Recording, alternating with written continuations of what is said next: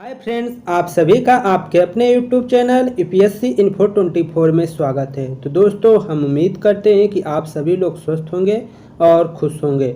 दोस्तों, ये जो वीडियो है ये पीजीटी नागरिक शास्त्र का 21वां भाग है। तो दोस्तों, हम स्टार्ट करते हैं। पहला नंबर क्वेश्चन, पहला नंबर है दोस्तों, इनमें से किस घटना को शीत युद्ध के समापन का महत्वपूर्ण कारण माना जाता है? इनमें से किस घटना को शीत युद्ध के समापन का महत्वपूर्ण कारण माना जाता है? ऑप्शन है गुटनिरपेक्ष आंदोलन का जन्म, परमाणु अप्रसार संधि की रचना, गुटनिरपेक्ष आंदोलन में बिखराव, सोवियत संघ का पतन।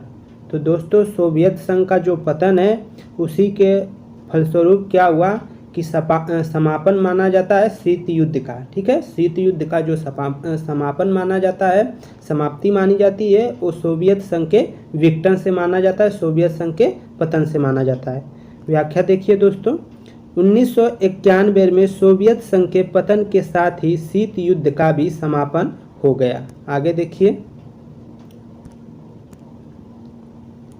आगे है 77 नंबर क्वेश्चन है, भारत के प्रतिस्पर्धा आयोग सीसीआई ने किस संगठन का स्थान लिया?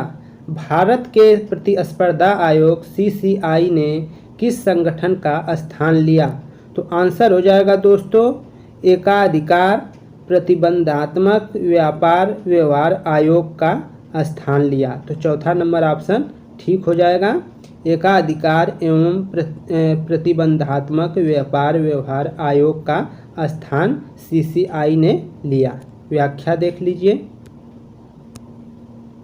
प्रतिस्पर्धा आयोग अधिनियम 2002 के द्वारा एकाधिकार एवं प्रतिबंधात्मक व्यापार व्यवहार आयोग के स्थान पर प्रतिस्पर्धा आयोग गठित किया गया। इसका उद्देश्य स्वस्थ प्रतिस्पर्धा को बढ़ावा देना है। आगे देखिए 78 नंबर क्वेश्चन दोस्तों, जॉन स्टुअर्ट मिल ने स्वतंत्रता के संदर्भ में सभी मानवीय कार्यों का विभाजन किस प्रकार किया है? जॉन स्टुअर्ट मिल ने स्वतंत्रता के संदर्भ में सभी मानवीय कार्यों का विभाजन किस रूप में किया है? ऑप्शन एक है स्व संबंधी एवं संबंधित, प्रभाव जो है प्रभावात्मक, निष्प्रभावात्मक, धार्मिक, नास्तिक, उपयुक्त में से कोई नहीं। तो आंसर पहला नंबर ठीक हो जाएगा दोस्तों, स्व संबंधित एवं पर संबंधित के तौर पे विभाजित किया है। व्याख्या देख लीजिए, जे.एस. मिल ने स्वतंत्रता से संबंधित अपने विचार को ऑन लिबर्टी में व्यक्त किया है। उसने मानवीय कार्यों का विभाजन स्व संबंधित व पर संबंधित प्रकार में किया है।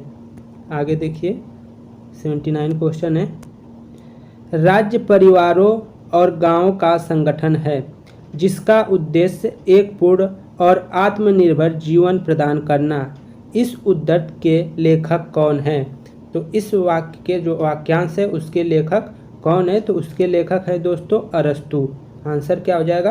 अरस्तु। व्याख्या देख लीजिए, अरस्तु के अनुसार राज्य परिवार और गांव का संगठन है जिसका उद्देश्य एक पूर्ण और आत्मनिर्भर जीवन प्रदान करना है। आगे देखिए, एक आधुनिक राज्य संविधान के बिना राज्य नहीं अपितु अराजकतावादी शासन है। एक आधुनिक राज्य संविधान के बिना राज्य नहीं अपितु अराजकता का शासन है। यह कथन किसका है? यह किसका कथन है ये बताना है आपको। तो दोस्तों, आप सभी लोगों को मालूम होगा ये कथन जो है जय ली नेक का है, जय ली नेक का है। व्याख्या देख लीजिए, प्रसिद्ध राजनीतिक शास्त्री जय ली नेक के अनुसार एक आधुनिक राज्य संविधान के बिना राज्य नहीं अपितु अराजकता का शासन है। इनके अनुसार क्या है? जय ली नेक के अनुसार क्या है? एक आधुनिक राज्य संविधान के बिना राज्य नहीं अपितु अराजकता का शासन है। अगर संविधान नहीं है तो वो राज्य नहीं है, मतलब वो अराजकता है, वहाँ पे अधिकांश जो है कि अराजकता का माहौल रहेगा, मतलब वो शासन अच्छे तरीके से नहीं चलेगा। ठीक है, आगे देखिए। मनुष्य स्वतंत्र पैदा हुआ है किंतु स्वतंत्र जंजीरों में बंधा हुआ है। इस वाक्य से रूसो का क्या आशय है ये बताना है। तो इसमें से कुछ श्रृंखलाओं को सामान्य इच्छा से वैध बनाया जाए, इन श्रृंखलाओं को तोड़ दिया जाए, इन श्रृंखलाओं से कैदियों को मुक्त किया जाए, सभी कारागार तोड़ दिए जाएं। तो दोस्तों पहला वाला ऑप्शन समान इच्छा से है। मनुष्य स्वतंत्र पैदा हुआ है किंतु वह स्वतंत्र जंजीरों में बंधा हुआ है। इसका जो आशय है वह यह है कि इसमें से कुछ श्रृंखलाओं को सामान्य इच्छा से वैध बनाए जाए। तो ऐसी बात कही गई है रूसो द्वारा। व्याख्या देखिए। मनुष्य स्वतंत्र पैदा हुआ है किंतु वह स्वतंत्र जंजीरों से बंधा हुआ है। वाक्य का आशय है इनमें से कुछ श्रृंखलाओं को सामान्य इच्छा से वैध बनाए जाए। आगे देखिए 82 नंबर क्वेश्चन है। इनमें से किस विचार को प्रायः व्यक्तिवादी विचार अपने अनुकूल पाते हैं? तो मार्क्स का वर्ग संघर्ष के सिद्धांत को, या मार्क्स का क्रांतिकारी हिंसा के सिद्धांत को, डार्विन का अनुकूलन की अतिजीविता का सिद्धांत को, ऑस्टिन का संप्रभुता का सिद्धांत को। तो इसमें हो जाएगा डार्विन का अनुकूलतम की अतिजीविता के सिद्धांत को व्यक्तिवादी अपने अनुकूल पाते हैं। व्याख्या देख लीजिए। डार्विन के अनुकूलतम की अतिजीविता का सिद्धांत को व्यक्तिवादी विचारक अपने अनुकूल पाते हैं। जॉन राल्स की प्रसिद्ध पुस्तक का शीर्षक है। जॉन राल्स की प्रसिद्ध पुस्तक का शीर्षक क्या है दोस्तों? तो उसका नाम है ए theory of justice. A theory of justice नाम है। व्याख्या देखिए। जॉन राल्स की पुस्तक का शीर्षक ए थ्योरी ऑफ जस्टिस है। ए थ्योरी ऑफ जस्टिस है। 84 क्वेश्चन। बराक ओबामा की चीन नीति को किस नाम से जाना जाता है? बराक ओबामा की चीन नीति को किस नाम से जाना जाता है? तो दोस्तों इनके नीति को जाना जाता है pivot to Asia policy. Pivot to Asia policy के नाम से जाना जाता है। व्याख्या देखिए। पूर्व राष्ट्रपति बराक ओबामा की चीन की नीति को पिवट टू एशिया पॉलिसी के नाम से जाना जाता है। आगे 85 नंबर क्वेश्चन है। राज्य सरकार के विधि सलाहकार को कहा जाता है। राज्य सरकार के विधिक सलाहकार को कहा जाता है attorney general, solicitor general, advocate general, इनमें से कोई नहीं। तो उनको कहा जाता है जो तो एडवोकेट जनरल। एडवोकेट जनरल कहा जाता है। ठीक है। राज्य सरकार के विधि सलाहकार को महाधिवक्ता एडवोकेट जनरल कहा जाता है। अनुच्छेद 165 के तहत उसकी नियुक्ति राष्ट्रपति द्वारा की जाती है और जो केंद्र सरकार का होता है उसको अटॉर्नी जनरल कहा जाता है। ये याद रखेंगे। आगे देखिए 86 नंबर क्वेश्चन है। सिंडिकेलिज्म समाजवाद में इनमें से किस पर अधिक जोर दिया जाता है? सिंडिकेलिज्म समाजवाद में इनमें से किस पर अधिक जोर दिया जाता है ये आपको बताना है। ऑप्शन 1 है असंगठित श्रमिकों और शांतिपूर्वक आंदोलन पर, सहकारिता और भूमिहीन श्रमिकों पर, कृषकों व श्रमिकों की एकता पर, श्रमिक संघ और व्यापक हड़ताल पर। श्रमिक संघ और व्यापक हड़ताल पर। तो इसमें किस पे चर्चा की जाती है, अधिक जोर दिया जाता है दोस्तों?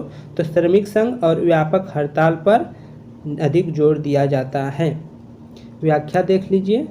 श्रम अधिपत्य समाजवाद का प्रवर्तक न्यूजेन सोरेल था।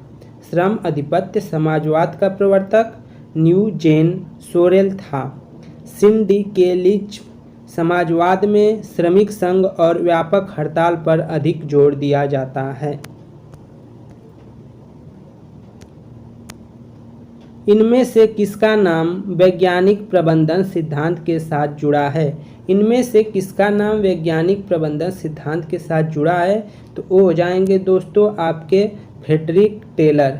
फ्रेडरिक टेलर का नाम प्रबंधक वैज्ञानिक प्रबंधन सिद्धांत के नाम से जुड़ा है। व्याख्या देख लीजिए। वैज्ञानिक प्रबंधन सिद्धांत का सर्वप्रथम प्रतिपादन 1910 में लुईस वेंडिस ने किया, किंतु इसका व्यवस्थित अध्ययन फ्रेडरिक टेलर ने किया है। आगे देखिए।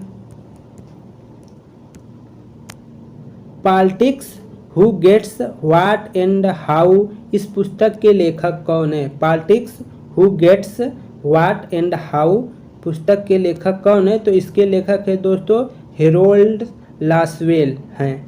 हेरोल्ड लासवेल हैं इस पुस्तक के लेखक। व्याख्या देख लीजिए।